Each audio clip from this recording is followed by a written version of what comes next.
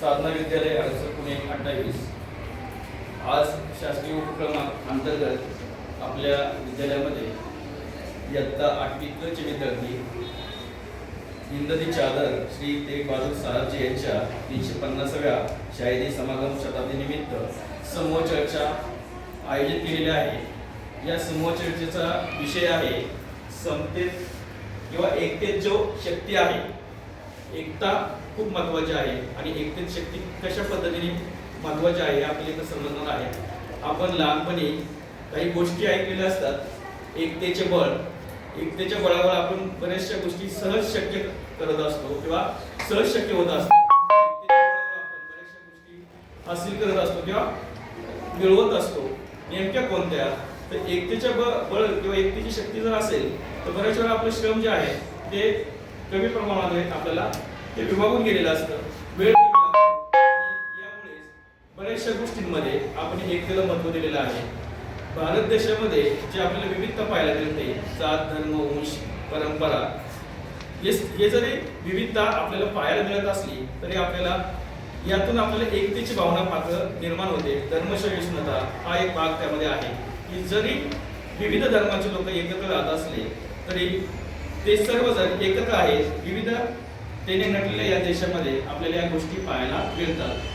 त्यामुळे एकतेची शक्ती कशी आहे, विद्यार्थी गटामध्ये एकत्र येतात तेव्हा एखादं गटकार्य आपण हाती घेतो आणि हे गटकार्य हाती घेत असताना बऱ्याच अंशी विद्यार्थ्यांमधल्या ज्या काही समस्या असतील किंवा अडचणी असतील याचं निर्माण एका व्यक्तिगत त्या विद्यार्थ्यापर्यंत सांगता येत नाही, परंतु जेव्हा ते समूहामध्ये गटकार्य करत असतात, चर्चा करत असतात तेव्हा मात्र आपल्याला त्यातून काही गोष्टी माहीत होत असतात आणि त्या गोष्टीमधून आपल्याला ते विद्यार्थी समस्या, त्याचबरोबर त्या विद्यार्थ्या गटामध्ये काही विद्यार्थी हुशार असतात आणि काही मात्र अभ्यासामध्ये किंवा त्या गटकार्यामध्ये मागे असतात। परंतु सर्वांना जर सामावून घेतलं तर खऱ्या अर्थाने आपल्याला त्या गटकार्याचं, त्या एकतेचं महत्त्व किंवा एकतेची शक्ती आपल्याला या ठिकाणी पाहायला मिळते।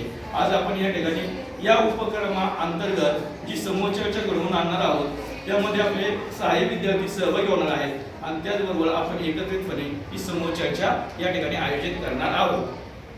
सुरुवात आपण करूया। सुरुवातीला तुम्ही चालू करा। पहिला आपल्याकडे आता विद्यार्थी आपले समूह चर्चेमध्ये सहभागी होत आहेत। कोणते सामाजिक फायदे होतात?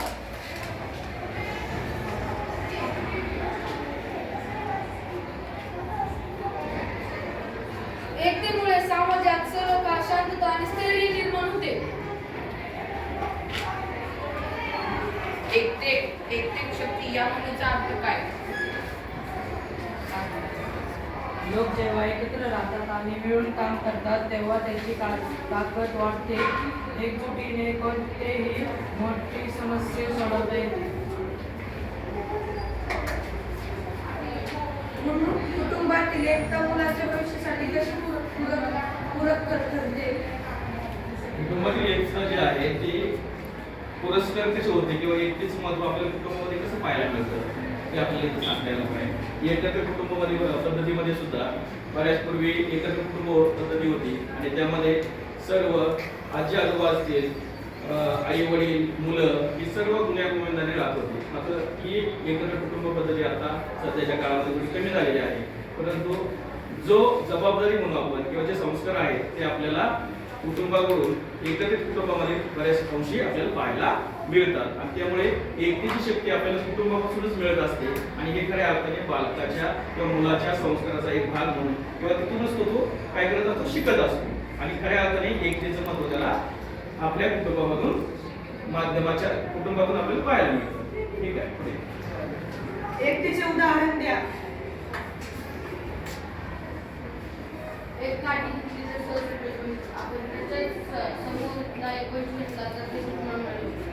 बरोबर आहे। एक काठी जी आहे आपण घेतलेली आहे किंवा एक स्टिक घेतली आहे, पूर्वी बघा एकीचे बळ किंवा एकता कशी असते तर एक काठी घेतली की ते जरी तुटू शकते, परंतु जेव्हा त्याचा बंडल तयार होतो किंवा एकत्रित काठी घेतली आणि ती जर तोडायचा प्रयत्न केला तर ती सहसा तुटत नाही आणि त्यामुळे आपल्याला अशा उदाहरणावरून सांगता येईल की एकता जी आहे किंवा एकतेची शक्ती कशी असू शकते।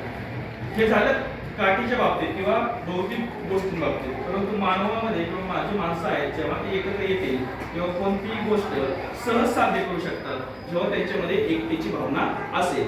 आपल्या वर्गामध्ये त्याच पद्धतीने आपण एकत्रपणे एखादं कार्य हाती घेतलं तर ते लगेच आपल्याला त्याचा आउटपुट किंवा त्याचा जे परिणाम आहे तो लगेच साध्य होणार आहे. परंतु तो एकट्यावरती जबाबदारी दिली ती मात्र करताना त्याला नेमक्या त्या गोष्टी करण्यासाठी बराचसा वेळ लागणार आहे. परंतु जर सर्वांच्या विचाराने ते करत असाल तर खऱ्या अर्थाने तुम्हाला त्यामध्ये यश हे मिळणार आहे.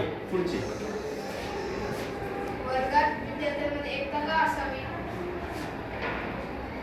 जर एक कुणाला अभ्यास जमत नसेल तर सगळे मिळून जाऊ शकून पुढे जाऊ शकतो.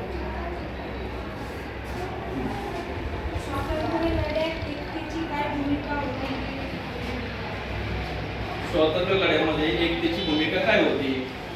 तर स्वातंत्र्य लढ्यामध्ये जो इंग्रजांनी 150 वर्ष आपल्या हिंदुस्थान म्हणजे भारतावर राज्य केलेलं आहे, तर या 150 वर्षामध्ये बरेचसे मोर्चे निघलेले आहेत, बरेचसे गट तयार झालेले आहेत, बरेचशे घोषणा तयार केलेल्या आहेत, जे क्रांतिकारकांनी एकत्रितपणे येऊन आपल्या देशाला स्वातंत्र्य मिळवण्यासाठी बरेचसे प्रयत्न केलेले आहेत. म्हणजे एकतेची शक्ती तिथं पण पाहायला मिळाली आणि जेव्हा ती एकतेची शक्ती एकत्रपणे आपण पाहिली तेव्हा खऱ्या अर्थाने आपल्याला या देशाला स्वतंत्र करण्यासाठी जे क्रांतिकारकांनी आहुती दिलेली आहे प्राणांची, तर ती आपल्याला इथे सद्यस्थितीमध्ये पाहायला मिळते आणि खऱ्या अर्थाने आपल्याला त्या बलिदानाचं खरं प्रचिती आपल्याला आता येते बघा. म्हणजे सांगू शकतो आपण काय तर एकता जे आहे एकत्रितपणे एखादी मागणी आपण करायची असेल तर ती मागणी सुद्धा आपण करू शकतो. जसे पूर्वी इतिहासामध्ये बघा काही घटना अशा आहेत, जहाल गट, मवाळ गट या 2 गटांमध्ये सुद्धा बऱ्याच वेळा एकत्रितपणा असायचा आणि त्यातून आपलं म्हणणं काय आहे, आपलं मत काय आहे ते आपण काय करत होतो पुढच्या समोर व्यक्त करत होतो आणि त्यातून आपल्याला नेमकं काय हवं आहे ते आपण काय करत होतो मागणी त्यांच्याकडे करत होतो. आणि खऱ्या अर्थाने प्रयत्नातून एकत्रित प्रयत्नामुळे एकत्रित शक्तीमुळे खऱ्या अर्थाने भारत जो आहे आपला स्वतंत्र झालेला आहे. त्या प्रयत्नांची परिस्थिती आपल्याला पाहायला मिळत आहे. ठीक आहे, पुढे बघा पुढचं सांगा. आपल्या दैनंदिन जीवनात एकतेच्या शक्तीचे एक उदाहरण द्या. एकतेच्या शक्तीचं एक उदाहरण सांगायचं आहे. दैनंदिन जीवनामध्ये एकत्रितपणे आपण खेळ खेळत असतो, एकटा खेळ खेळायचा संघ जो म्हणतो आपण, तो संघ जर एकत्रित असेल, सगळ्यांचे विचार एकनिष्ठ असेल, सगळ्यांचे ऍक्टिव्हिटीज एकत्र असतील आणि खऱ्या अर्थाने संघाला विजय मिळवून द्यायचा असेल तर ते खेळाडू जे असतात ते सगळ्यांनी एकत्र राहण्यात गरजेचं आहे. त्या पद्धतीने त्यांनी सराव केला तर खऱ्या अर्थाने त्यांचे संघ जो आहे तो जिंकणार आहे आणि त्याची एकतेची शक्ती जी आहे तुम्हाला त्यामध्ये खेळामध्ये सुद्धा पाहायला मिळणार आहे. अशा पद्धतीने आपण आज जी चर्चा आहे समूह चर्चा यामध्ये सहभागी सर्व विद्यार्थ्यांनी भाग घेतलेला आहे आणि या सहभागी चर्चेमध्ये ज्यांनी आपल्याला संधी दिली विद्यालयाचे मान्य प्राचार्य त्याचबरोबर मुख्याध्यापक या सर्वांचे मी आभार मानतो आणि या ठिकाणी थांबतो. धन्यवाद.